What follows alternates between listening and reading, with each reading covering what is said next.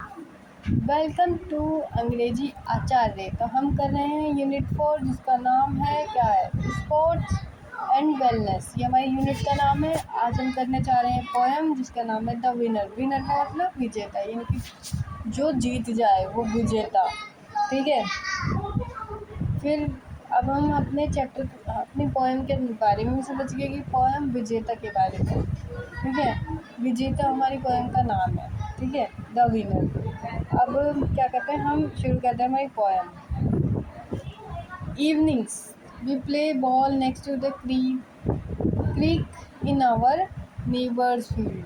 यानी कि जब शाम हो जाती है, हम स्कूल से आते हैं थके हारे, हम स्कूल का होमवर्क करते हैं, फिर अपनी पढ़ाई करते हैं, फिर खेलने के लिए प्लान बनाते हैं। ठीक है, खेलने के लिए प्लान बनाते हैं कब, इवनिंग में खेलने के लिए। दोस्तों को कलेक्ट करते हैं, भाई बंधुओं को बुलाते हैं कि आओ चलो खेलने चले। कब, इवनिंग में। तो हाँ, इवनिंग में हम जाते हैं खेलने। कहाँ पर, अपने नेबर की फील्ड में। ठीक है, यानी कि अपने पड़ोस में। अपने पड़ोस मतलब हमारे नेबर की फील्ड, यानी कि हमारे पड़ोस में एक खेत, ये ग्राउंड है, ग्राउंड ही कहेंगे हम। हाँ, एक फील्ड मतलब कि खेत भी होता है और फील्ड मतलब कि ग्राउंड भी होता है। तो ग्राउंड, तो हम एक बड़े से ग्राउंड में खेलने जाते हैं, क्योंकि भाई खुला रहेगा ना तो सही रहेगा। भाई गाड़ी से बच जाएंगे, सड़क पे थोड़ी खेलते हैं, ग्राउंड में भी खेलते हैं। तो वही ग्राउंड गार्डन में हम जाते हैं। ठीक है, अब आगे क्या है, we run so fast I can not even catch my breath. यानी कि है ना, हम बहुत ज़ोर से दौड़ते हैं, बहुत ज़ोर से कैसे दौड़ते हैं कि देखो, ये बच्चे क्या खेलने जाते हैं वहाँ पे, कोई क्या करता है, कोई करता है वहाँ पे ये बैट बॉल खेलने, कोई बैट बॉल खेलने जाता है, कोई फुटबॉल खेलने जाता है, कोई स्किपिंग करने जाता है, कोई झूला झूलने जाता है, कोई पकड़म पकड़ाई खेलने, है ना।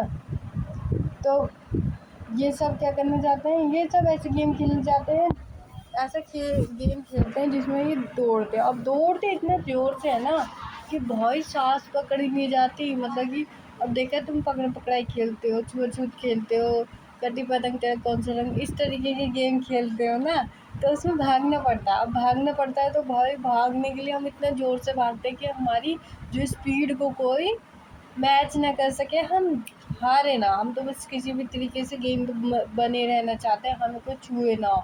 तो हम कितनी स्पीड से भागते हैं, फिर रुक जाते हैं तो वही सांसें इतनी होती है ना, ऐसे करके मतलब सांसें फूलने लगती है। तो वही ये बता रहा है बच्चे कि है ना, हम शाम को जाते हैं खेलने, और खेलने का जाते हैं अपने पास के खेत, वो पास के ग्राउंड में। ठीक है, और हम इतने सारे गेम खेलते हैं, ज़्यादातर में उसमें दौड़ना ही होता है, और हम इतने ज़ोर से दौड़ते हैं कि हमारी सांस ही फूल जाती है। ठीक है, अब क्या होता है, when blue dark turn to black. यानी कि अब ये किसके डिस्क्रिप्शन दे रहा है, ये आसमान का डिस्क्रिप्शन दे रहा है कि अब जो नीला, डार्क नीले रंग का आसमान था ना, वो काला हो गया है। यानी कि अब शाम से रात हो गई है। ठीक है, the cold grass x our feet. यानी कि ठंड, अब जब शाम हो गई तो घास कैसी हो गई, ठंडी। अब ये ठंडी घास हमारे पैरों में चुभ रही है और दर्द दे रही है। भाई ठंडी चीज़ पे पैर रखेंगे तो चुभन तो होगी ही। तो उसी तरीके से घास भी अब चुभ रही है। ठीक है, ट्रीज क्रीप क्लोज।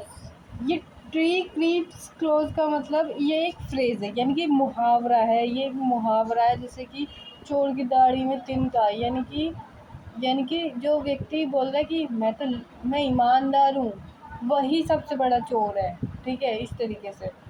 तो ये ट्री क्रीप्स क्लोज एक फ्रेज है। इसका मतलब होता है कि है ना, अब जो दिन की रोशनी है ना, वो कहीं ना कहीं ढलने लग गई है।